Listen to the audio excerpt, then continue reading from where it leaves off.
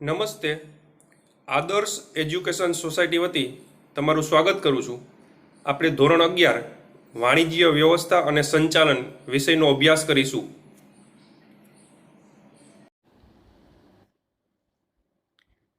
ટપાલ સેવાઓ. લેખિત માહિતી સંચારમાં ટપાલ સેવાઓ મહત્વની છે. લેખિત માહિતી સંચાર માટે એટલે લખેલી માહિતીને આપલે કરવા માટે ટપાલ સેવા છે મહત્વની છે. ટપાલ સેવા દ્વારા માહિતી એક જગ્યાએથી બીજી જગ્યાએ ઝડપથી અને ક્ષતિરહિત પહોંચાડવી જરૂરી છે. કે માહિતી છે એ એક જગ્યાએથી બીજી જગ્યાએ આપણે ઝડપથી પહોંચાડી શકીએ છીએ અને સાથે સાથે કીધું કે ક્ષતિરહિત પહોંચાડી શકીએ છીએ. આ ધંધામાં ખાનગી ટપાલ સેવા એટલે કુરિયર સર્વિસ અથવા આંગળીયા દ્વારા પણ આવી સેવા મળી શકે છે. કે ટપાલ સેવાની અંદર કુરિયર સર્વિસ છે એ મહત્વનો ભાગ ભજવે છે અને કુરિયર સર્વિસ પણ આવી ટપાલ સેવાની કુરિયર સર્વિસ છે એ પણ સેવા આપે છે. અને ભારત સરકારના ટપાલ ખાતા દ્વારા પણ આવી સેવાઓ વ્યક્તિને અને ધંધાકીય એકમને મળી શકે છે. ભારત સરકારનું ટપાલ ખાતું છે એ પણ આવી સેવા છે એ આપે છે. 150 કરતાં વધુ વર્ષોથી ભારતીય ટપાલ ખાતું દેશમાં માહિતી સંચારની સેવા પૂરું પાડતું મહત્વનું ખાતું છે. આપણે અંડરલાઈન કરશું મિત્રો.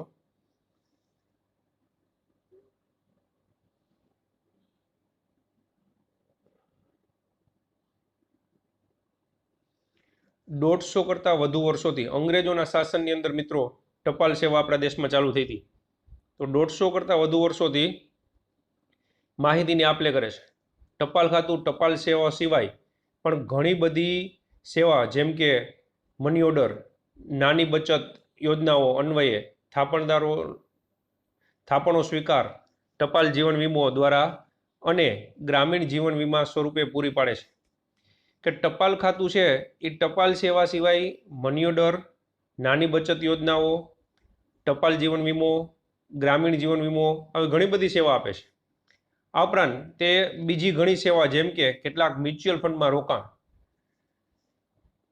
આ સિવાય બીજી યોજનાઓ બરાબર બીજી સેવાઓ આપે છે. મ્યુચ્યુઅલ ફંડમાં રોકાણ, શેર બજાર આધારિત જે મ્યુચ્યુઅલ ફંડ છે એમાં રોકાણ, ભારત સરકારની ઘણી બધી યોજનાઓ માટે પ્રતિનિધિ એટલે એજન્ટની સેવા આપે છે.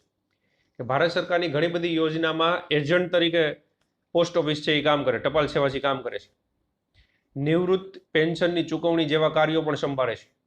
સાથે સાથે નિવૃત્ત પેન્શનરો છે એની ચૂકવણીનું કામ એ આપે છે. ટપાલ ખાતાને બેન્કિંગ સેવા માટે પરવાનગી પણ મળેલ છે અને તેથી ટપાલ ખાતું અન્ય બેન્કોની જેમ પોતાની સેવા ગ્રાહકને આપે છે. બેંક તરીકેની એને મંજૂરી મળેલ છે ટપાલ ખાતાને. આથી ટપાલ ખાતું છે ને એ બેન્કોની જેમ કામ કરી શકે છે અને ગ્રાહકોને સેવા આપે છે. ટપાલ ખાતું 1,50,000 કરતાં પણ વધુ પોસ્ટ ઓફિસ ભારતમાં ધરાવે છે. આપણે અંડરલાઈન કરશી કેટલી પોસ્ટ ઓફિસ છે?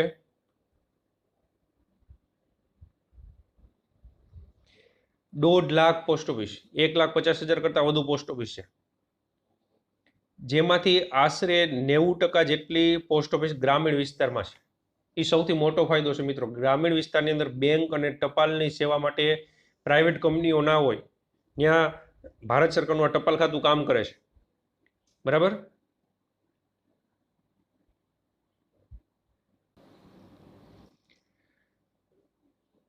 સામાન્ય ટપાલ પત્રો, જે માહિતી મોકલવાની હોય તે પત્રો કે પરબીડિયાના સ્વરૂપમાં મોકલી શકાય છે.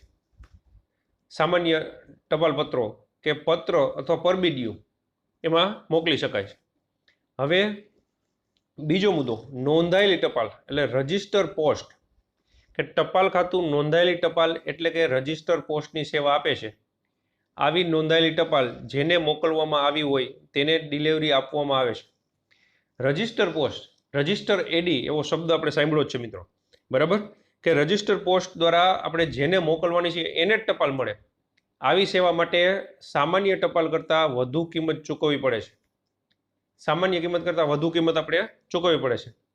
જો મોકલનારને નોંધાયેલી ટપાલ મોકલેલ વ્યક્તિને મળી છે તેના પુરાવા સ્વરૂપે તેની સહી જોઈતી હોય તો તેણે સ્વીકૃત મેળવવા માટે થોડી વધારાની રકમ ચૂકવવી પડે છે. કે સ્વીકૃતિ માટે થોડીક વધારાની રકમ છે એ પણ ચૂકવવી પડશે. બરાબર. આપણે માનો કે આપણે સગાને રાજકોટ અહીંથી મોકલ્યું કે રાજકોટથી અમદાવાદ આપણા સગાને મોકલું તો આપને અમદાવાદ આપણા સગાને અમદાવાદ મળી જ ગઈ છે, એની સ્વીકૃતિની સહીવાળું જો આપને પાછું જોતું હોય તો થોડી વધુ રકમ ચૂકવવી પડશે. હવે એના પછી કીધું પાર્સલ સુવિધા 2.2નો ત્રીજો મુદ્દો, બરાબર. 2.2 જે આપણું ટપાલ સેવાઓ છે એનો ત્રીજો મુદ્દો પાર્સલ સેવાઓ, કે જે વસ્તુની હેરફેર કાયદા દ્વારા પ્રતિબંધ ન હોય તેવી બધી જ વસ્તુઓ પાર્સલ દ્વારા એક જગ્યાએથી બીજી જગ્યાએ મોકલી શકાય છે, બરાબર. સરકારે જેના પર પ્રતિબંધ નથી મૂક્યો એવી વસ્તુ આપણે પાર્સલ દ્વારા એક જગ્યાએથી બીજી જગ્યાએ મોકલી શકીએ છીએ. કોઈ પણ પોસ્ટ ઓફિસથી પાર્સલનું બુકિંગ કરી શકાય છે. સામાન્ય રીતે પાર્સલ મોકલનાર પાર્સલ મોકલાવાની ફી પોસ્ટ ઓફિસને ચૂકવે છે, બરાબર. કોઈ પણ પોસ્ટ ઓફિસમાંથી આપણે પાર્સલ મોકલી શકીએ છીએ. પછી કીધું કે પાર્સલ મોકલનાર પાર્સલ મોકલવાની ફી પોસ્ટ ઓફિસને ચૂકવે છે, એટલે આપણે પાર્સલ મોકલી છીએ તો એની ફી આપણે ચૂકવવાની છે. પછી વેલ્યુ પેએબલ પોસ્ટ એટલે વીપીપી, કે ઉત્પાદક કે વેપારી ગ્રાહકના ઓર્ડર પ્રમાણે પાર્સલની ટપાલ ખાતા દ્વારા માલ મોકલાવે છે, જે માટે માલ મળે ત્યારે ગ્રાહક પાર્સલની સેવાની કિંમત તથા માલની નક્કી કરેલ કિંમત ચૂકવણી ટપાલ ખાતાને કરે છે. ટપાલ ખાતું મેળવેલ રકમનું ઉત્પાદક કે વેપારીને ચૂકવે છે. હવે વીપીપી છે ને મિત્રો, એ અત્યારે ઓનલાઈન શોપિંગથી તમે પરિચિત જ છો, એના જેવું જ છે કે ઉત્પાદક કે વેપારી છે ને પહેલાં જાહેરાત દીધી હોય, એ જાહેરાતની અંદર ગ્રાહકનો ઓર્ડર લે, એ ઓર્ડર પ્રમાણે વસ્તુ છે ને ગ્રાહક સુધી પહોંચાડે. હવે ટપાલ ખાતું છે ને એ ગ્રાહક સુધી પહોંચાડશે, એટલે આપણે જે વસ્તુ મોકલીશું ઉત્પાદક તરીકે એની 1500 રૂપિયા કિંમત છે તો એ 1500 રૂપિયા, અને 100 રૂપિયા ટપાલ ખાતાનું ચાર્જ છે તો એ 1600 રૂપિયા લઈ લેશે, અને 1500 રૂપિયા આપને ઉત્પાદકને પહોંચાડી દેશે, બરાબર. આ રીતની વેલ્યુ પેએબલ પોસ્ટ છે, એ કામ કરે છે. એટલે ટૂંકમાં ઓનલાઈન શોપિંગ જેવું જ છે. સ્પીડ પોસ્ટ પાર્સલ, કે ટપાલ ખાતું ભારતમાં નક્કી કરેલા સ્થળો માટે ઝડપી ટપાલ અથવા પાર્સલ સેવા ચોક્કસ સમય મર્યાદામાં ડિલિવરી થશે તેવી ખાતરી સાથે સ્વીકારે છે. સ્પીડ પોસ્ટની સેવા ઝડપથી ટપાલ પહોંચાડવી અથવા સ્પીડ પોસ્ટથી પાર્સલ પહોંચાડવું, તો નક્કી કરેલા સ્થળોએ સ્પીડ પોસ્ટથી પહોંચાડે છે. સ્પીડ પોસ્ટ પાર્સલ માટે સામાન્ય ટપાલ પાર્સલ કરતાં વધુ કિંમત ચૂકવવી પડે છે અને જરૂરિયાત પ્રમાણે વીમો લઈ શકાય છે. હવે માનો કે અમદાવાદ અને દિલ્હી આ બે સ્થળે નક્કી કરેલા છે, તો આપણે અમદાવાદથી દિલ્હી કોઈ સ્પીડ પોસ્ટથી પહોંચાડવું છે તો સામાન્ય ટપાલ કરતાં ઝડપથી, ખૂબ જ ઝડપથી અમદાવાદથી આપણે દિલ્હી ટપાલ પહોંચાડી શકીએ. અને એમાં એક વસ્તુ કીધી કે એની વધુ કિંમત ચૂકવવી પડશે. એ તો મિત્રો તમે આવડાથી એટલે સમજી શકો કે સ્પીડ પોસ્ટથી કોઈ વસ્તુ લીધી તેની કિંમત મોકલવી હોય તો એની વધુ કિંમત ચૂકવવી જ પડે. અને સાથે સાથે કિંમતી કોઈ વસ્તુ હોય તો એનો વીમો લઈ શકાય કે જેથી એને નુકસાની થાય, ચોરાઈ જાય અથવા તો કંઈ અન્ય કોઈ મુશ્કેલીને કારણે નુકસાની થાય તો વીમા કંપની અમને પૈસા દઈ દે. એક્સપ્રેસ પાર્સલ, એક્સપ્રેસ પાર્સલની સેવા વ્યક્તિઓ અને ધંધાકીય એકમો એમ બંનેને પ્રાપ્ત થાય છે. એક્સપ્રેસ પાર્સલ છે એનો લાભ વ્યક્તિ અને ધંધાકીય એકમ બેયને મળે છે. એક્સપ્રેસ પાર્સલ નક્કી કરેલ સમય મર્યાદામાં ખૂબ જ ઝડપથી પહોંચાડાય છે. ઝડપથી પાર્સલ પહોંચાડવામાં આવે છે. ટપાલ ખાતું આના માટે હવાઈ માર્ગ અથવા અન્ય સૌથી ઝડપી મળે તેવા માર્ગે મોકલે છે. કે એક્સપ્રેસ પાર્સલ છે હવાઈ માર્ગે મોકલે, અથવા તો નજીકનું સ્થળ હોય તો હવાઈ માર્ગ અનુકૂળ ના હોય તો સ્પીડમાં ઝડપથી પહોંચાડી દે. સ્પીડ પાર્સલ કરતાં પણ આની ફી વધુ હોય છે. એક્સપ્રેસ પાર્સલ છે એ ઝડપથી પહોંચાડવા માટેની વ્યવસ્થા છે અને એની ફી છે એ વધુ હોય છે. એના પછી બચત સેવાઓ, કે ટપાલ ખાતું બેંકની માફક બચતકારોને વિવિધ પ્રકારની સેવા પૂરી પાડે છે. બેંકની મારફત છે એ જુદી જુદી સેવાઓ આપે છે, બરાબર. એમાં કઈ કઈ સેવા? તો બચત ખાતું, 5 વર્ષીય રિકરિંગ ડિપોઝિટ, સમય આધારિત થાપણો, માસિક આવક યોજના, વયસ્ક નાગરિકો માટેની બચત યોજનાઓ, 15 વર્ષીય જાહેર ભવિષ્ય નિધિ, રાષ્ટ્રીય બચત પત્રો, 5 વર્ષ અને 10 વર્ષના સમયગાળા માટે કિસાન વિકાસ પત્રો, સુકન્યા સમૃદ્ધિ ખાતા જેવી સેવાઓ પણ પૂરી પાડે છે. આ હમણાં આના પછી બધું આપણે ભણવાનું જ છે મિત્રો, એક એક મુદ્દો આપણે ત્યારે ચર્ચા કરી કે ટપાલ ખાતું છે એ બચત સેવાઓ, બરાબર, ટપાલ સિવાયની આવી બધી બેંકની જેમ આવી બધી સેવા આપે છે. બેંકની જેમ પોસ્ટ ઓફિસમાં પણ બચત ખાતા ખોલી શકાય છે. જેમ આપણે બેંકમાં સેવિંગ એકાઉન્ટ જેને કહેવાય બચત ખાતું એટલે સેવિંગ એકાઉન્ટ, એમ પોસ્ટ ઓફિસમાં આપણે ખોલી શકીએ છીએ. જે માટે ચેકબુક મળે છે અને હવે એટીએમ કાર્ડની સગવડ પણ મળે છે. ચેકબુક મળે છે અને હવે એટીએમની સગવડ પણ મળે છે. બરાબર, એટલે આપણે બચત ખાતું કરી શકીએ. એના પછી રિકરિંગ ડિપોઝિટ યોજના, કે આ યોજના અનુસાર ખાતું ખોલાવનારે દરેક માસની અગાઉથી નક્કી કરેલ તારીખે કે તે પહેલા નક્કી કરેલ રકમ ભરવાની રહે છે. માનો કે રિકરિંગની અંદર આપણે નક્કી કર્યું કે દર 5 તારીખે આપણે પૈસા ભરશું, તો દર મહિને 5 તારીખે પૈસા ભરી દેવાના. 1000 રૂપિયા નક્કી કર્યા તો દર મહિને 5 તારીખે 1000 ભરી દેવાના. 5 વર્ષ આ ખાતું પાકતા નક્કી કરેલ વ્યાજ સહિત આ રકમ ખાતું ખોલાવનારને મળે છે. રિકરિંગ ખાતું 5 વર્ષ માટે હોય છે. આપણે દર મહિને 1000 રૂપિયા નક્કી કર્યા 5 તારીખે ભરવાના, એટલે મિત્રો 5 વર્ષમાં એ 60,000 રૂપિયા થાય અને સાથે એનું વ્યાજ દાખલા તરીકે 15,000. તો 60,000 અને 15,000 એટલે 75,000 5 વર્ષ પછી આપણે મળી જાય. 5 વર્ષના સમયગાળા પછી જરૂર હોય તો બીજા 5 વર્ષ માટે આ ખાતાની અવધિ લંબાવી શકાય છે. હવે મિત્રો આપણે 5 વર્ષ માટે આવું રિકરિંગ ખાતું ખોલ્યું છે અને પછી આપને એવું લાગે કે 5 વર્ષ પૂરા થાય પછી આપણે પૈસાની જરૂર નથી અને અત્યારે અન્ય જગ્યાએ કંઈ બીજે રોકશી તો એનું વ્યાજ ઓછું હશે, તો આ અવધિ આપણે લંબાવી શકીએ છીએ.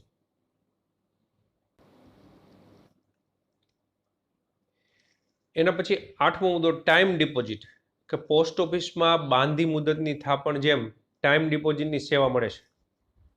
બાંધી મુદતની થાપણની જેમ આપણે ટાઈમ ડિપોઝિટની સેવા છે એ પોસ્ટ ઓફિસે મળે છે. ટાઈમ ડિપોઝિટ 1, 2, 3 અથવા 5 વર્ષ માટે ₹200 અથવા તેના ગુણાંકમાં ગમે તેટલી રકમ માટે મૂકી શકાય છે. 1, 2, 3 અથવા 5 વર્ષ માટે 200 અથવા 200ના ગુણકમાં ટાઈમ ડિપોઝિટ તરીકે આપણે મૂકી શકીએ છીએ. વ્યાજની ગણતરી દર 3 માસે થાય છે, પરંતુ વ્યાજની ચૂકવણી વાર્ષિક ધોરણે થાય છે. દર 3 માસે વ્યાજની ગણતરી થઈ જાય પણ વર્ષે ચૂકવવામાં આવે છે. એક પોસ્ટ ઓફિસમાંથી બીજી પોસ્ટ ઓફિસમાં આવું ખાતું ફેરબદલી કરી શકાય છે. આપણે ટાઈમ ડિપોઝિટ ખોલ્યું હોય અને આપણી બદલી થઈ જાય, તો રાજકોટથી આપણે અમદાવાદ વહી જઈએ દાખલા તરીકે, તો અમદાવાદમાં ફેરબદલી કરી શકાય છે. આવું ખાતું ખોલાવ્યા પછી તે પાકે તે પહેલાં ગમે ત્યારે બંધ કરી શકાય છે. એટલે ટૂંકમાં આપણે વ્યાજની આવક થાય, ખાતું ટ્રાન્સફર કરી શકીએ અને બંધ કરવું હોય, આપણી ભવિષ્યની જરૂરિયાતને ધ્યાનમાં રાખીને બંધ કરવું હોય તો ગમે ત્યારે બંધ પણ કરી શકીએ છીએ. 9મો મુદ્દો છે રાષ્ટ્રીય બચત પત્રો, કે રાષ્ટ્રીય બચત પત્રોમાં રોકાણકારોએ જે તે પોસ્ટ ઓફિસમાંથી નક્કી કરેલ રકમ માટે ખરીદવાના રહે છે. રોકાણકારોએ પોસ્ટ ઓફિસમાંથી રાષ્ટ્રીય બચત પત્રો ખરીદવાના રહે છે. આ બચત પત્રોનો સમયગાળો 5 અથવા 10 વર્ષનો હોય છે. રાષ્ટ્રીય બચત આપણે અંડરલાઈન કરશું મિત્રો.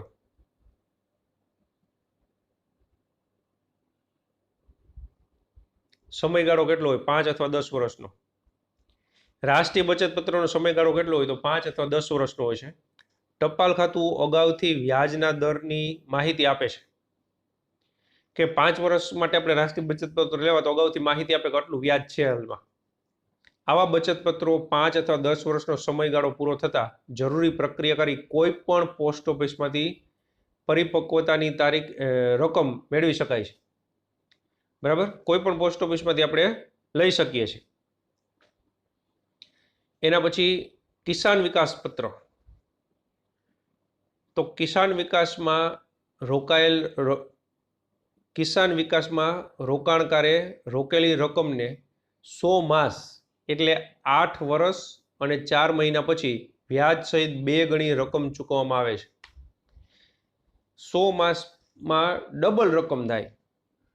બરાબર, આપણે 10,000ના કિસાન વિકાસ પત્ર લીધા હોય તો 100 માસ પછી આપણે 20,000 રૂપિયા આપે, વ્યાજ સહિત ડબલ રકમ આપે છે.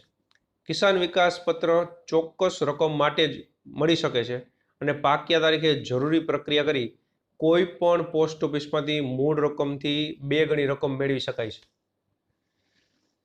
કિસાન વિકાસ પત્ર છે એ ચોક્કસ રકમ માટે મળી શકે છે અને પાક્યા તારીખે મૂળ રકમથી ડબલ ગણી, આપણે 10,000ના લીધા હોય તો 20,000 રૂપિયા બરાબર, આપણે મેળવી શકીએ છીએ. એના પછી છે જાહેર ભવિષ્ય નિધિ એટલે પીપીએફ, કે જાહેર ભવિષ્ય નિધિ અન્વયે કોઈ પણ વ્યક્તિ ખાતું ખોલાવી શકે છે. આ ખાતાની મુદત 15 વર્ષની હોય છે. આપણે અંડરલાઈન કરશું.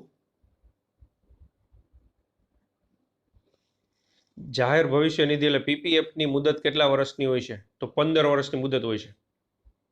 આ ખાતામાં વાર્ષિક ધોરણે ઓછામાં ઓછા રૂપિયા 500 ભરી શકાય છે.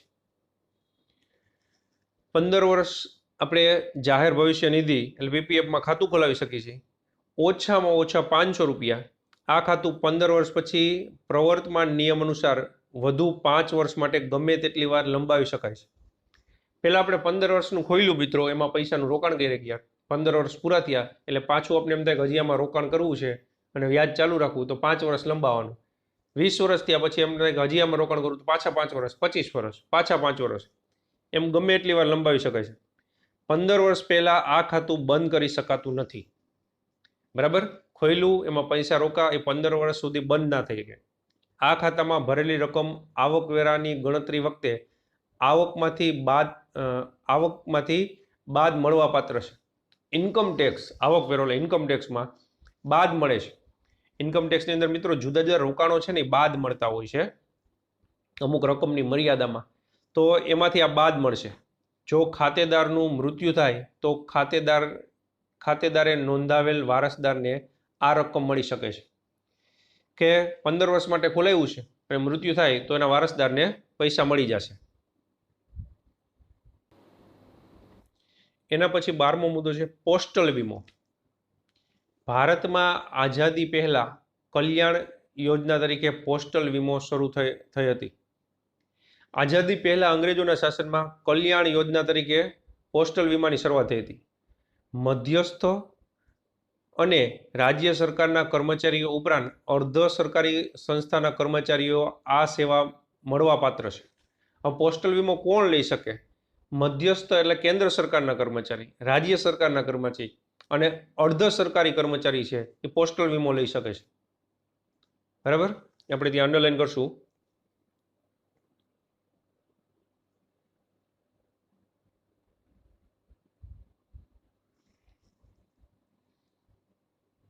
પોસ્ટલ વીમામાં જીવન વીમાની વિવિધ પ્રકારની પોલિસીઓ મળી શકે છે. જીવન વીમાની જુદી જુદી પોલિસી મળશે. પોસ્ટલ વીમાની સૌથી મોટી ખાસિયત ઓછામાં ઓછું પ્રીમિયમ અને પોલિસી ઉપર વધુમાં વધુ મળતું બોનસ છે. કે ઓછામાં ઓછું પ્રીમિયમ ભરવાનું છે અને વધુમાં વધુ આપણે બોનસ મળશે, એનો ફાયદો છે પોસ્ટલ વીમાનો. પછી માસિક આવક યોજના MIS, રોકાણકારોને દર મહિને વ્યાજની રકમ મળી શકે તે હેતુ માટે આ યોજના ઉપયોગી છે. માસિક આવક યોજના કે દર મહિને વ્યાજની રકમ મળે. બરાબર, ઘણા એવા છે કે નિવૃત્ત છે વ્યક્તિઓ, એની પાસે થોડા પૈસા છે તે પોસ્ટ ઓફિસમાં આ માસિક આવક યોજનામાં મૂકી દે તો દર મહિને વ્યાજની આવક મળે, એમાંથી એના જીવનનું ગુજરાન નકાવે. આ યોજના હેઠળ વ્યક્તિગત રીતે અથવા બીજી વ્યક્તિ સાથે સંયુક્ત નામે ખાતું ખોલાવી શકાય છે. વ્યક્તિગત રીતે ખાતું ખોલાવી શકાય તો સંયુક્ત રીતે ખાતું ખોલાવી શકાય. આવું ખાતું 5 વર્ષના સમયગાળા માટે ખુલે છે. 5 વર્ષ માટે આવું MISનું ખાતું ખુલે છે, માસિક આવક યોજના. જરૂરિયાત મુજબ એક પોસ્ટ ઓફિસમાંથી બીજી પોસ્ટ ઓફિસમાં આવું ખાતું ફેરબદલી કરી શકાય છે. એક પોસ્ટ ઓફિસથી બીજી પોસ્ટ ઓફિસમાં આવું ખાતું આપણે બદલાવી શકીએ છીએ. જરૂર હોય તો 1 વર્ષ બાદ કેટલીક શરતોને આધીન રોકાણની રકમ પરત લઈ શકાય છે. 1 વર્ષ પછી શરતોને આધીન આપણે પરત પણ રોકાણની રકમ લઈ શકીએ છીએ. એટલે જે રોકાણ કર્યું છે એ વર્ષથી પછી પરત પણ લઈ શકાય છે. 5 વર્ષ માટે ખુલે છે, આપણે પોસ્ટ ઓફિસ બદલાવી શકીએ છીએ અને વર્ષ પછી પાછું લઈ શકીએ છીએ.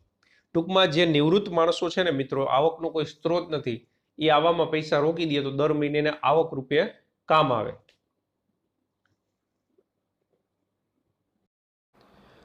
તમે અમારી સાથે જોડાણા એ બદલ આપનો ખૂબ ખૂબ આભાર.